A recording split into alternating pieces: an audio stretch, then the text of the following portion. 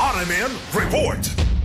Timbang-timbangon una karon sa kagamanan sa nakwan sa Sugbo kung kinsa ang angay muduma sa Cebu City Medical Center kon CCMC kung kini ang iba nga ipaduma sa nasudong pangagamahanan sama sa gihimo sa Vicente Soto Memorial Medical Center o di ba ka ang dumalaon lamang kini sa kagamanan sa Rakbayan sa Sugbo. Mato ni Cebu City Mayor Raymond Alvin Garcia kinahanglan usab karon nga tan-awon kung asang mas maayo og bintaha alang sa katawhang Sugboanon. Ginugang usab sa mayor nga wa man magbakuwang ang mga doktor ug mga nurse sa maong tambalanan gumikan kay giatiman og gialagaran man sa matarong ang pasyente nga magpahiling og malandig niini. Sa Rasayran aduna nay pondo ang pagtiwas sa tulok ang dana sa CCMC. Humano sa mga gipapasar sa konseyo ang Supplemental Budget 1 nitong Marso 26 dining tuiga, dunay 210 milyones pesos nga pondo alang sa maong pagpatrabaho. Giingon nga napugos si Garcia sa pagpangaya sa maong pondo humano sab nga wa matud pagi turnover sa Cebu Medical Society kon CMS. Ang 205 milyones pesos nga donasyon alang sa pagpatiwas sa maong tambalanan imbes nga ipadiretso sa kagamanan sa Rakbayan sa Sugbo, gipaagi sa maaging administrasyon ang mga donasyon sa CMS nga wa mosalong sa Sulti de Garcia nga itunol na kini ngadto sa Cebu City Hall.